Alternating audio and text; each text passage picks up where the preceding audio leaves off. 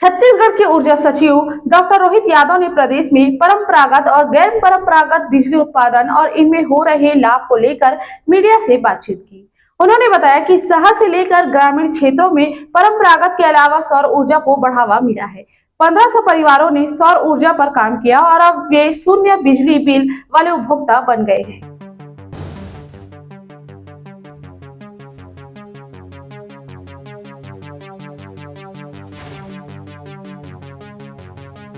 छत्तीसगढ़ में सौर ऊर्जा को बूस्ट 1,46,000 आवेदन पंजीकृत।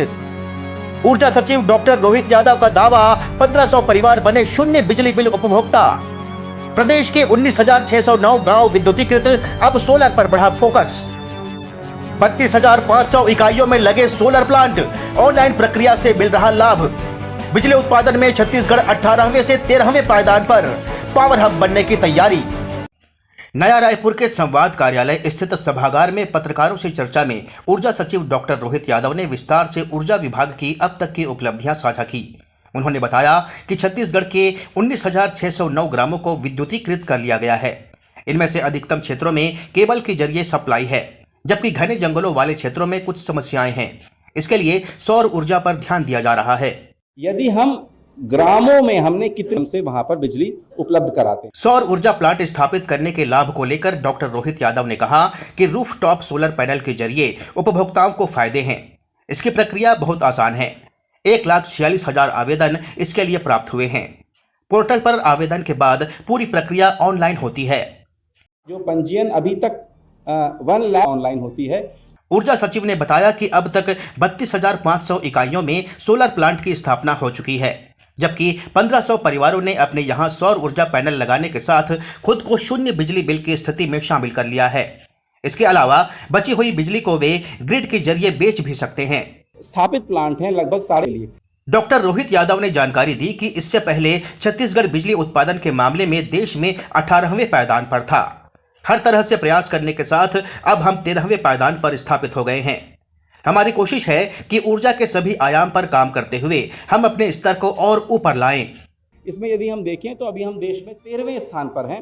कुछ महीने पहले तक इसमें हम देश में 18वें स्थान पे थे, लेकिन कुछ नीतियों में बदलाव आया तो इससे लोगों का और अच्छा रिस्पांस मिला। एक सवाल के जवाब में डॉक्टर रोहित यादव ने बताया कि उपभोक्ताओं के घरेलू मामलों में सोलर पैनल पर केंद्र व राज्य सरकार से सब्सिडी दी जा रही है और इसका क्रम बना हुआ है, जबकि सरकारी कार्यालयों और अन्य क्षेत्रों में यह काम तकनीकी कारणों से नहीं हो पा रहा है। उन्होंने स्पष्ट किया कि पूंजी निवेश से संबंधित नियम शर्तों के कारण हम ऐसी सुविधा इन मामलों में नहीं दे पा रहे हैं। सूर्य घर योजना है, उसमें जो सब्सिडी मिलती है वो केवल प्राइवेट रेजिडेंशियल हाउसेस को मिलती है।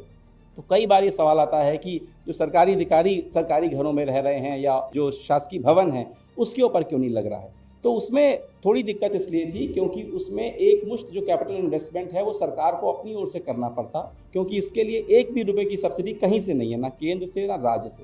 तो पर उसका भी एक तोड़ निकाला है। उसको हम लोग रेस्को मॉडल पर जाना चाहते हैं, जहाँ पे एक प्राइवेट प्लेयर आएगा, खुद अपना इन्वेस्टमेंट करके उस प्लांट को लगाएगा और उसके बाद हर महीने हम किश्त में उसको भुगतान करेंगे। तो जो हम बिजली का बिल नॉर्मली भरते हैं पावर कंपनी को, वो पावर कंपनी को देने की बजाय, क्योंकि मेरा बिल अब 0 हो गया है, हम उस वेंडर को दे देंगे। तो इस मॉडल पे भी हम लोग जोर शोर से काम कर रहे हैं और जल्दी हम लोग इसका टेंडर फ्लोट करने वाले हैं।